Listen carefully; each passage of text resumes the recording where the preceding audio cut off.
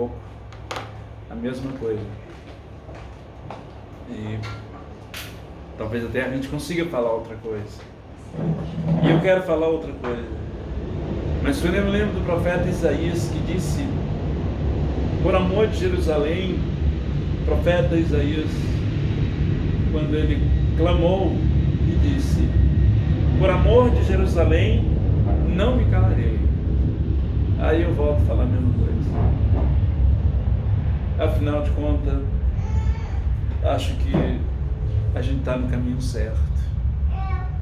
Esse dia eu estava vendo uma live de um americano. Foi uma live feita, na verdade, no começo do ano passado. E a pessoa, o pastor no qual estava, o pastor brasileiro que estava conversando com o americano, fez uma pergunta sobre que mensagem os pastores do Brasil deveriam pregar durante essa crise que o mundo, não somente o Brasil, mas o mundo está passando. E ele disse, se o meu pai, o pai dele no caso, o reverendo Kenneth Hagin, disse, se meu pai estivesse vivo, ele diria o seguinte, preguem o que sempre vocês pregaram, falem a mesma coisa. E ele disse, durante mais de 50 anos eu vi meu pai pregar centenas de vezes a mesma coisa, porque sempre havia pessoas precisando de ouvirem a mesma coisa, e Deus sempre fazia algo novo. E acho que a gente não tem outra saída, outra solução durante esse tempo que a gente está passando, o mundo, não somente o Brasil, mas o mundo está vivendo, passando. Então quero ler um texto com vocês. Se você tem uma Bíblia, pode conferir comigo, Provérbios, capítulo 22, versículo 3. Provérbios, que quase todos eles foram escritos por Salomão, apenas alguns outros foram escritos por outros sábios da época, mas na maioria foram escritos por Salomão. Então Provérbios é muito rico, muito bom.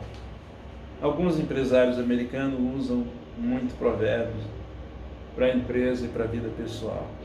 Isso é muito interessante. Então vamos lá. Provérbios 22, versículo 3, eu quero ler só um versículo, depois a gente vai ler mais coisas.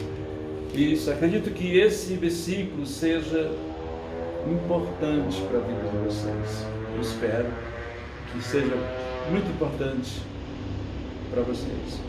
Vamos lá. O texto diz o seguinte: o prudente vê o mal e esconde-se, mas os simples passam adiante e sofrem a pena. Vamos repetir? Isso é tão bom que a gente deve gravar na mente e descer o coração. 22, versículo 3 diz: o prudente vê o mal e esconde-se, mas os simples passam adiante e sofrem a pena. É muito interessante. Não é nem o que falar, não é o que explicar, quando Salomão fala sobre isso. Prudente vê o mal e se esconde. Na verdade, esse versículo ele aborda duas coisas parecidas, mas diferentes, um pouco distintas: a sabedoria e o conhecimento. Essas duas coisas são vitais na vida de um ser humano que quer crescer na vida, que quer ser alguém. Sabedoria e conhecimento. Conhecimento a gente adquire, todas as pessoas podem adquirir. Numa universidade, numa faculdade, numa escola, numa pós-graduação, num curso que se faz, no livro que se lê. A gente aprende e passa a conhecer. Na verdade, a sabedoria ela é mais profunda, é uma profundidade maior. Eu diria que tem muita gente que conhece muito, não sabe de nada. Conhece porque leu muito, porque teve muitas oportunidades, teve oportunidade muitas vezes que outras pessoas não tiveram, estudaram em lugares que outras pessoas não tiveram oportunidade de estudar, conheceram pessoas, fizeram curso com pessoas de alto padrão, que outras pessoas não tiveram, e elas conhecem muito, mas às vezes não sabem de nada. Também tem pessoas que conhecem muito e sabem muito. Isso é maravilhoso ainda. Quando a pessoa conhece demais, sabe demais, é fantástico e vai longe uma pessoa assim. E tem gente que não conheceu quase nada e sabe muito. Então a vida é assim. A sabedoria normalmente não se adquire numa universidade, pode se adquirir, claro, mas a sabedoria a gente adquire na universidade da vida, no dia a dia, e na observação, no que se observa, no que se vê, no que se analisa, no que se pensa, porque tudo isso é muito bom. E a gente observa que a sabedoria ela é tão profunda que até os animais têm. Muitos humanos não têm, e às vezes os animais têm. É muito bom isso. Isso é incrível. E ela é muito necessária. A gente observa que ela aparece nas coisas mais simples que se pode imaginar. Até os insetos têm sabedoria. Eu fui criado na roça e eu sempre fui muito observador. E eu, pequenininho, eu saía brincando no mato e observando as coisas, coisa por coisa, folhinhas. Eu fui muito observador. Acho que ainda hoje eu observo alguma coisa, nem tanto como quando eu era pequeno. Era mais curioso. Não curioso, era observador. Nunca fui curioso, sempre foi bobão, mas eu era muito observador. E eu ficava observando as formigas. O Nordeste chove pouco, né, como aqui. E lá no Nordeste, normalmente, se chover, quando chove, começa finalzinho de janeiro, começo de fevereiro, vai até maio, começo de junho, para. Então, normalmente, quando a chuva se aproximava, eu ficava observando as formigas, elas revestem a casa, elas fazem tipo um murinho em volta da casa, do buraquinho dela lá no chão. Mas o sol está rachando, como diz no Nordeste, o sol está tinindo, aquele negócio está tinindo o sol, e as formiguinhas estão lá e pode esperar que vai chover. Nem sei se ainda tem mais, que era uma formiga muito pouco, uma formiga muito grande, que a gente conhecia ela no Ceará como formigão, mas era um formigão grande assim, e eles andam em pequenos números, nem sei se ainda tem. E o formigão era terrível, ele não errava uma, ele preparava a casinha, só que o muro dele ele fazia de madeira, ele pegava os gravetinhos, e eu não sei que material químico ele usava, que a chuva não se manchava. Ele misturava ali com uma espécie de um barro, fazia um murinho em volta do buraquinho lá onde a casinha dele no chão, a chuva vinha e passava. Então a sabedoria até os insetos tem, e muitos humanos não têm. Mas lamentavelmente o mundo está vivendo uma crise tão grande, e principalmente a gente que mora em país de terceiro mundo, é pior. Uma coisa é você morar no Reino Unido, uma coisa é você morar em Portugal, que também está lá todo, mas é bem melhor do que nós. Uma coisa é você morar nos Estados Unidos, e uma outra coisa é você morar no Brasil. A gente sabe que a crise aqui ela é maior, o mundo inteiro está afetado, mas a gente está mais. Porque mesmo que não mexa tanto na saúde quanto em outros países, mas mexe na economia. E aí o negócio pega. E nós estamos mais do que nunca precisando de se utilizar dessa ferramenta maravilhosa que é a sabedoria, que todos deveríamos utilizá-la. Mas é interessante que existe alguém do outro lado que luta para que a gente não consiga observar, nem ver, nem enxergar e nem usar ela. O apóstolo Paulo, quando escreve para a igreja de Coríntios, a igreja de Corinto na verdade, Paulo, na segunda carta que ele escreve para os corintianos, os corintianos não trabalham nada, segunda carta que ele escreveu para os corintianos, capítulo 4, versículo 4, Paulo disse: nos quais o Deus deste século cegou o entendimento dos incrédulos, outras versões daqueles que não creem, para que eles não resplandeça a luz do Evangelho da glória de Cristo, o qual é a imagem de Deus. Note bem que, normalmente, quando a gente tem a tendência muito grande de sempre levar coisas espiritualizar demais. E quando se lê esse texto, obviamente a gente já pensa, quem não crê no Evangelho, que Paulo está se referindo, ou um espírita, ou um macumbeiro, sei lá, ou qualquer coisa, um budista. Não, Paulo não estava se referindo a nada disso. Paulo estava se referindo àqueles que na verdade não creem em tudo que está escrito. Isso pode ser que esteja no meio do espírita, pode ser que esteja no meio do católico, pode ser que esteja no nosso meio, pode ser que seja um de nós. Se a gente não perceber e não ficar atento para aquilo que está escrito na Bíblia, existe alguém que quer cegar. Note bem o detalhe do texto escrito pelo grande Paulo. Ele diz: para que não resplandeça a luz do Evangelho. Ele não está falando para que não resplandeça o Evangelho, para que não resplandeça a luz do Evangelho, não é o Evangelho.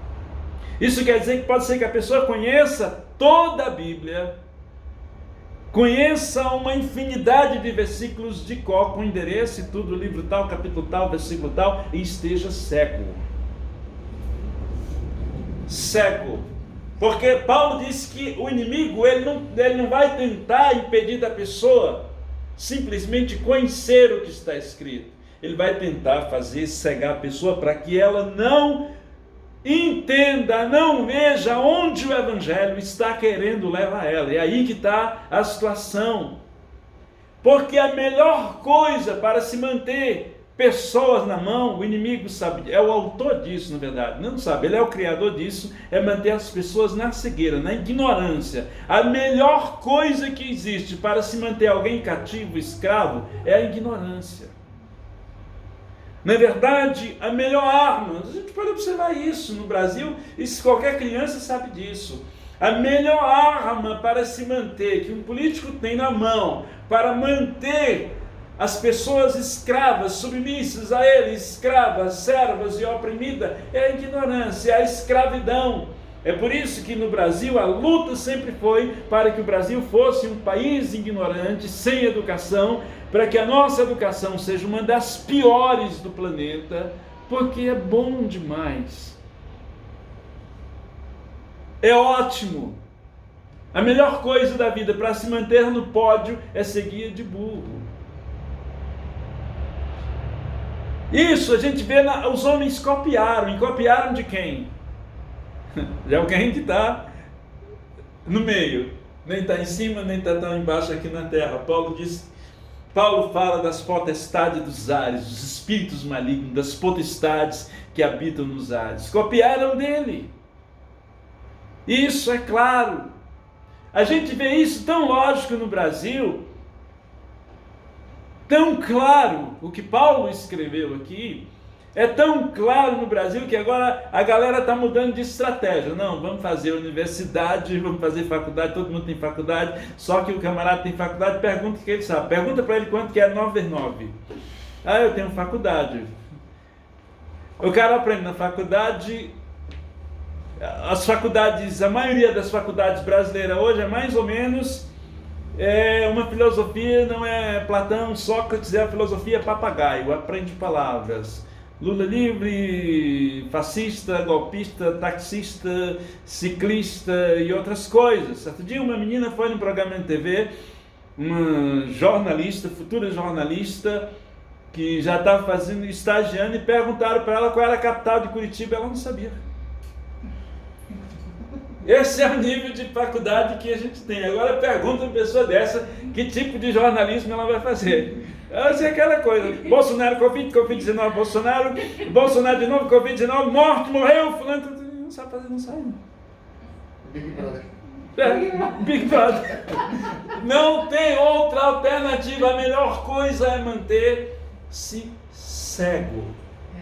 Paulo fala claramente sobre isso, nos quais o Deus deste século cegou o entendimento dos incrédulos para que não lhe resplandeça a luz do Evangelho. Vamos lá, o que é luz? Quando Paulo fala de luz, ele não está falando dessa luz da energia. Paulo está falando luz é conhecimento.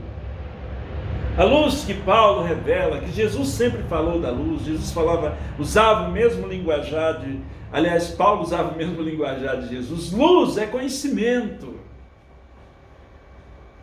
conhecimento.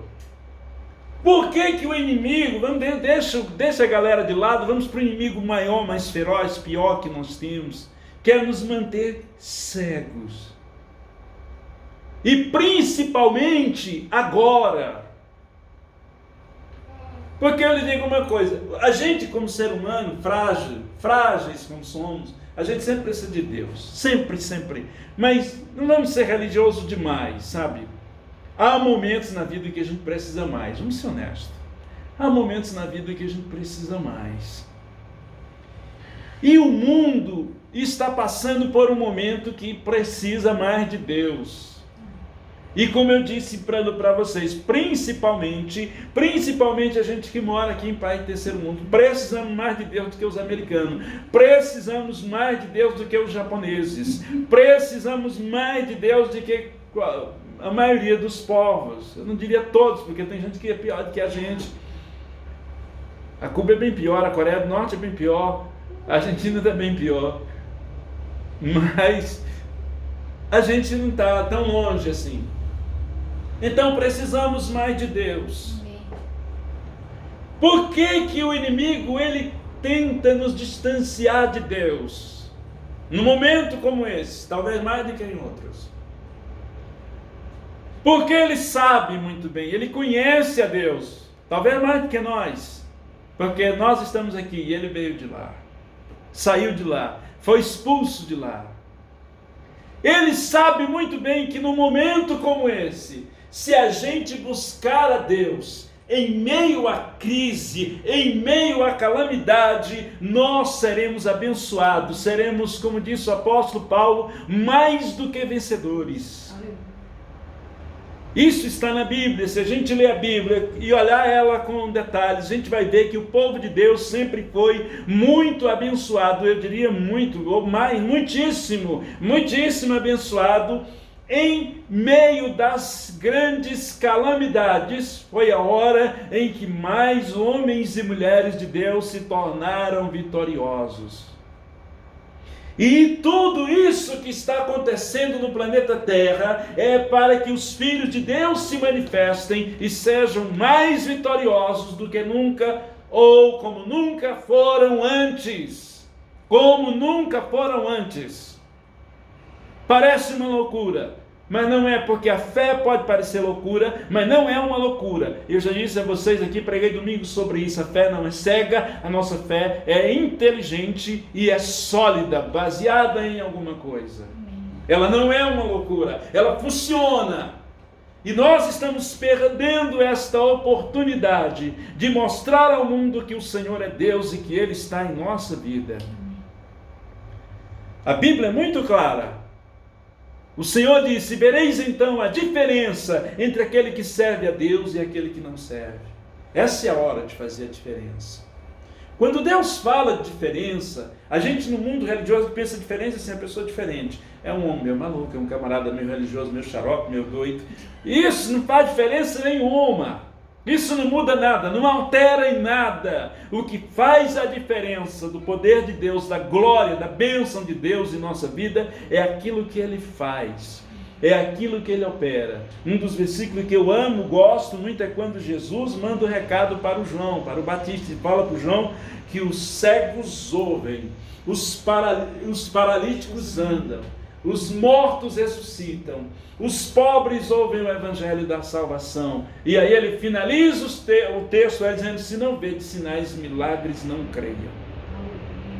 É a hora, o que faz a diferença na nossa vida é o milagre, é aquilo, é o impossível, é o sobrenatural. O que faz a diferença em nossa vida é o dinheiro sair da boca do peixe. O que faz a diferença em nossa vida é Jesus multiplicar os pães. É algo sobrenatural, impossível de acontecer. Em tempos que é impossível acontecer, Ele faz isso acontecer em nossa vida. Isso é a diferença. Por que Ele não fez, talvez na vida da maioria de 99% dos cristãos brasileiros entre evangélico e católico? Porque a verdade é que nós estamos cegos. Eu estive esses dias, até falei sobre isso já na internet algumas vezes, acho que eu até falei aqui na igreja. A diferença entre nós hoje, o povo cristão, e os ninivitas é gigante. Os ninivitas estão anos-luz na nossa frente. Observe, os ninivitas não eram cristãos, não conheciam a Deus. Eles não viram nenhum milagre. É por isso que quando em Jerusalém, em Israel, pediram um milagre, um sinal para Jesus, ele falou: não faço milagre nenhum, não tem sinal nenhum a não ser o sinal de Jonas. Porque os ninivitas não viram ninguém, milagre, não viram ninguém ser curado, nem de uma dorzinha, um arrepiozinho na garganta. Absolutamente eles não viram nada. Simplesmente aparece um homem na praia, não sei se no porto, se na praia normal, mas ele, só sei que ele foi conduzido de uma embarcação submarina, foi pelo fundo do mar, em algum peixe, e ele aparece na praia, e a única coisa que acontece é que Jonas disse: olha, vocês têm 40 dias para se arrependerem, ou Nínive será destruída. Só isso. Não teve uma mensagem bonita, sabe? Não foi aquele pastor bonito, chique, um terno elegante, aquele terno importado, aquela coisa, aquele hebraico clássico, bonito. Não, Jonas chegou, pareceu, acredito que meio sujo, porque ele vem no ventre de um peixe, obviamente ele vinha todo melecado, com cheiro de peixe, não vinha nem nada de um perfume importado, nada de uma coisa boa, um francês ali, alguma coisa, sei lá. Jonas vinha com cheiro de peixe. Um pastor sujo de peixe, com cheiro de peixe, aparece na praia e ele diz: vocês têm 40 dias para se arrependerem, ou Nínive vai para o espaço. Sabe o que aconteceu com Ninivita? A Bíblia diz que a conversão começa pelo rei de Nínive. Eles se arrependeram. Foi um arrependimento em massa. Um arrependimento em massa. A tal ponto que até os animais de Nínive o rei botou para jejuar. Os animais por aquele dia não comeram. Quem tinha animal de trabalho, burro, cavalo, jumento, animal de carga, animais do exército de Nínive não comeram. Quem tinha bichinho de estimação, papagaio, cachorrinho, gato de estimação, não comeram. Entraram em jejum diante de Deus. E sabe o que aconteceu? Os ninivitas viram o poder de Deus. O poder do amor de Deus. O poder da misericórdia de Deus. O Senhor não tocou, não repreendeu, não veio nem uma pandemia, não veio nem um xing-ling da China, não apareceu nada em Nínive, eles ficaram em paz, porque Deus o guardou. Olha a diferença, nós somos cristãos, conhecemos a Bíblia, conhecemos o Evangelho, não conhecemos muito, mas a gente conhece alguma coisa. Todo mundo no Brasil conhece alguma coisa, todo mundo no Brasil, hoje não está mais ninguém no Brasil que não tenha ouvido pelo menos um texto da Bíblia. É impossível, porque tem televisão, tem rádio direto falando de Jesus, tem igreja evangélica, tem igreja católica, tem todo mundo aí falando de Jesus. Não há como dizer que não conhece nada, que é puramente cego. Agora veja bem, nós estamos indo para o 2º ano de sofrimento, morrendo gente aos milhares, cidades e cidades fechadas no país inteiro, a economia descendo para baixo, empresas falindo.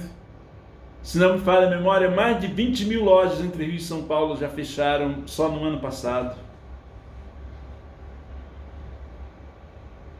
A gente sabe, a gente não é inocente, tão inocente. A gente sabe que o corona, o xing-ling, ele tem uma mídia em cima. A gente sabe que tem pessoas importantes que estão ganhando com isso, que estão se promovendo com isso. A gente sabe tudo isso, mas a gente sabe que ele existe. A gente sabe que ele mata, tem pessoas morrendo. Todos nós já perdemos parentes ou amigos. Eu já perdi amigo, graças a Deus eu não perdi nenhum parente, aleluia, mas já perdi amigos. Temos pastores conhecidos que estão entubados. O bicho está pegando, essa é a verdade. Pessoas trancadas em casa. E ninguém sabe, na verdade, o que fazer. Até escrevi um texto muito interessante na internet, até disseram que foi aquele filósofo lá, esse seu nome, mas ele não foi ele, foi fake news. Mas o texto, independentemente de quem escreveu, é genial. O título do texto é Atire a Primeira Pedra. Então, não gravei, mas é mais ou menos assim, resumindo o texto. Atire a primeira pedra quem tiver uma solução. Atire no prefeito, atire no governo, atire no presidente, atire no ministro da saúde, atire nos médicos, atire quem tiver a solução. Resumindo, a verdade é que ninguém tem a solução, porque se alguém da saúde diz, fecha tudo, ou já era. Alguém da economia vai dizer o seguinte, se fecha tudo, vai morrer milhares de fome, ninguém sabe como é que vai morrer mais gente. Alguém como eu diz, deixa tudo funcionando e deixa em casa somente as pessoas do grupo de risco. Mas alguém que vai para a rua pode ser que leve para alguém que está em casa do grupo de risco. Resumindo, ninguém tem uma solução. E a pessoa termina o texto dizendo o seguinte, não seria melhor que todo mundo agora resolvesse buscar a Deus? Eu lembrei, disseram que foi o Mário Cortella, mas não foi o Cortella. Ele disse que o texto não é dele. Mas independentemente, quem escreveu foi muito bem. Mas a verdade é que tudo isso está acontecendo. Onde é que eu quero chegar? É que tudo isso está acontecendo e parece que as pessoas estão mais frias espiritualmente, mais incrédulas, mais céticas, mais mornas espiritualmente. Não é nem fria, porque mornos, pela Bíblia, morno é pior do que frio. As pessoas estão mais mornas, estão vivendo o mundo, sei lá, da Lua ou no Marte, eu não sei aonde. Queridos, é preciso que a gente abra os olhos, que o negócio Titanic está afundando. E Deus não está esperando. É como esse camarada que escreveu o texto foi demais. E Deus, eu não creio que Deus esteja esperando do Bolsonaro, porque ele não sabe resolver isso, coitado. Eu não acredito que Deus esteja esperando do João Glória, que ele também não sabe resolver isso.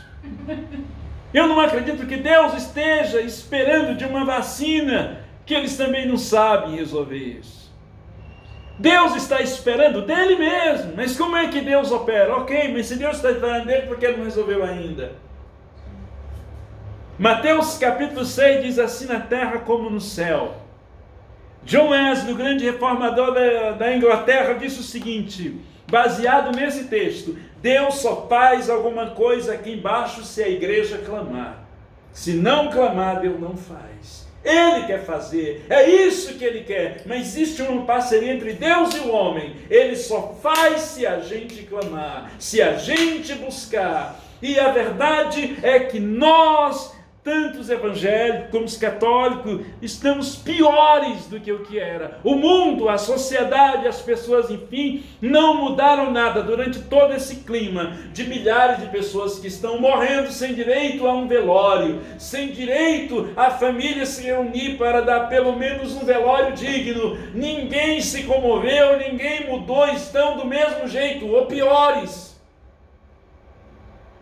Isso prova que nós estamos piores do que os ninivitas. Parece que baixou na humanidade, principalmente nos cristãos, porque Deus não espera de quem não conhece, Ele espera que nós que conhecemos a Deus, clame a Deus.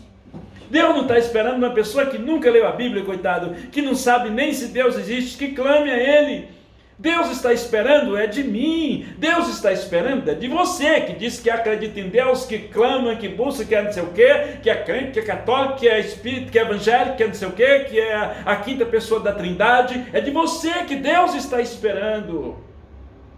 Deus não está esperando do Bolsonaro. Bolsonaro, coitado, sabe falar palavrão. Deus está esperando de você que conhece a Deus e está frio, está morno. Deus está esperando dos pastores, dos líderes evangélicos, dos padres. Estão mortos espiritualmente. Estão cegos. Estamos cegos. Às vezes eu fico, meu Deus, às vezes me dá raiva, às vezes me dá dó. Sabe, o navio está afundando. É igual o Titanic, o navio está afundando e o cara lá com o violino mais perto, eu quero estar. O navio afundando e a galera dançando. A classe média, os ricos estão lá em música clássica com a orquestra dançando, o uísque caro, vinho. E a galera, o povão está lá no barco, no pancadão lá embaixo, o couro comendo. Até que todo mundo morre. É assim que nós estamos. As pessoas morrendo. Nessa hora tem gente entubada, morrendo. Tem gente desesperada. Tem família chorando. Família desesperada. E a pessoa na igreja preocupada com besteira. Ai meu Deus, preocupado com uma picuinha, com uma coisa que não serve para nada, que não leva a nada, o mundo afundando, e a pessoa pensando em besteira, preocupado com um detalhe, michuruca desse tamanho, criado pelo diabo. Porque o diabo ele não cria, é como diz o Tiago Brunet, o diabo ele não cria assim uma montanha para destruir a pessoa, porque ele sabe que não vai destruir. Ele faz a pessoa tropeçar numa pedrinha aqui, depois vai tropeçar numa outra pedrinha lá, e depois numa outra pedrinha vai tropeçando, daqui a pouco até ela se esparrama no chão. Se espedaça inteiro. É assim que o diabo trabalha. E ele fica criando coisinha desse tamanho dentro das igrejas. E a pessoa prepara, não sei o que, e preocupado com besteira, e vai deixando o diabo entrar, e vai deixando o diabo entrar, e vai deixando o diabo entrar, e ele vai entrando, e ele vai destruindo, porque o ladrão veio para matar, para roubar e para destruir. Até quando nós vamos ser criança? Até quando estaremos cegos, não vendo a luz do Evangelho? Será que nós não estamos vendo que o diabo está nos cegando, destruindo com pedrinhas pequenas, criando pedrinha aqui, pedrinha ali, tudo coisa de criança, coisa infantil, e aí a pessoa leva e vai para a peixeira, para a faca, pelo amor de Deus! Onde é que nós vamos parar?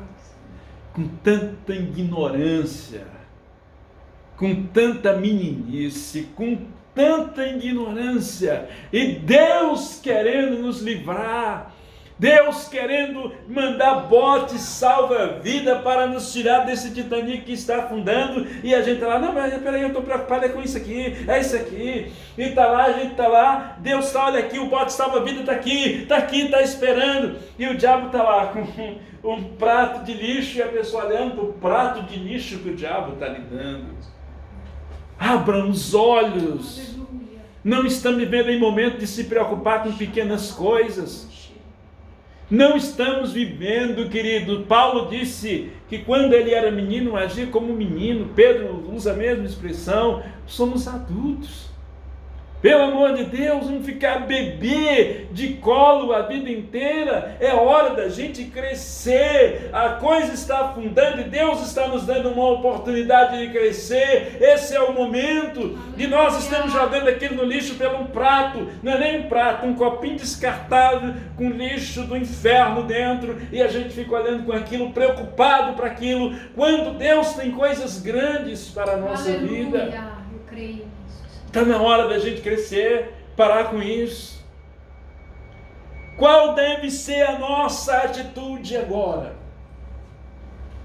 A primeira coisa é pegar todos esses copos descartáveis do inferno que ele trouxe para nós até agora. Pegue tudo isso, coloca num saco de lixo e joga nos abismos. Joga nos quintos. Aleluia. Porque esse lixo não é teu. Essa imundícia que o diabo coloca na mente, muitas vezes no coração, não é teu, é do inferno. Devolva para ele, devolva para o dono. limpa o teu coração, Aleluia. limpa a tua mente, limpa a tua vida. Limpa a tua vida. Jesus, ele disse em Mateus 23, versículo 37, olha como era a mesma coisa de agora, não mudou nada. Jesus disse: Jerusalém, Jerusalém, Jerusalém, que mata os profetas e apedreja os que te foram enviados. Quantas vezes quis eu reunir os teus filhos, como galinha ajunta os seus pintinhos debaixo das asas, e vós não quiseste. Eis que a vossa casa ficará deserta. Declaro-vos, pois, que desde agora já não me vereis, até que venha dizer: bendito que vem em nome do Senhor. Esse camarada estava lá debaixo da opressão do império, sofrendo. Veio Jesus uma mensagem de paz libertadora, não era uma mensagem de guerra, era uma libertação que vinha das mãos do próprio Deus, pelo mundo espiritual, das mãos do próprio Deus. Eles não quiseram, jogaram no lixo. E Jesus disse: a vossa casa ficará deserta. Sabe o que aconteceu? Aconteceu. 70 anos depois, veio a Roma, destruiu tudo, não ficou nada. A única coisa que restou foi um muro. A única coisa que restou foi um muro para eles chorarem as pitangas até hoje. Era isso que Deus queria para eles? Não! Mas eles não quiseram. Jesus foi muito claro: a vossa casa ficará deserta. Esse não é o momento, isso não é a hora, é a hora da gente clamar, é a hora da gente jogar no lixo e começar a clamar a Deus pela nossa vida, pela nossa família, pelo país, pelo Brasil, pelo mundo. Porque se a igreja orar, Deus vai entrar em ação e coisas sobrenaturais vai acontecer. Porque quando o povo de Deus clama, Deus muda qualquer situação. A Bíblia é cheia de relatos assim. A gente vê lá no caso de Sadraque, Mesaque e Abdenego, quando eles foram levados à fornalha, eles continuaram fiéis. Não deixaram o lixo entrar na mente nem no coração, nem se curvaram ao mal e nem deixaram de clamar a Deus. Foram levados para a fornalha, e quando saíram da fornalha, olha como Deus honra em tempo de calamidade. Tem calamidade maior do que essa, ser levado para uma fornalha? Não pode ter pior. Mas quando eles saíram, olha o que disse Nabucodonosor: bendito seja o Deus de Sadraque, Mesaque e Abdenego, que enviou seu anjo e livrou os seus servos, que confiaram nele, pois não quiseram cumprir a palavra do rei, preferindo entregar o seu corpo e servirem e adorarem a qualquer outro Deus, senão ao seu Deus. Portanto, faço um decreto pelo qual todo o povo, nação, língua que disser blasfêmia contra o Deus de Sadraque, Mesaque e Abdenego seja despedaçado. Outras versões diz: seja esquartejado, e as suas casas sejam feitas em monturo, porque não há outro Deus que possa livrar como este. Aleluia. E então o rei fez prosperar a Sadraque, Mesaque e Abdenego. O rei fez prosperar. Depois da honra, eles já eram prósperos, mas depois da honra veio mais prosperidade. O que foi que Deus fez com o povo hebreu no dia da rainha Esther, que foi decretada a morte dos hebreus? Ela clamou a Deus. Ela poderia muito bem ter ficado apática: ó, estou aqui, estou no bem bom, meu filho, sou rainha, sou a primeira dama, exploda-se. Não, ela foi para a guerra. Saiu do trono e foi para o trono de Deus, se humilhou, foi se humilhar diante do trono do Senhor. Deus deu livramento para eles e eles foram honrados. E é por isso que os judeus até hoje festejam esse dia. Agora na metade mais ou menos do mês de março, eles fazem essa festa. Em todo mundo onde há judeu, eles fazem a festa do Purim. Purim é referente, bem de sorte, porque isso para eles foi para os medos isso era sorte. Para o povo da Pérsia isso não foi Deus, apenas Deus, foi sorte. Então ficou a festa do Purim,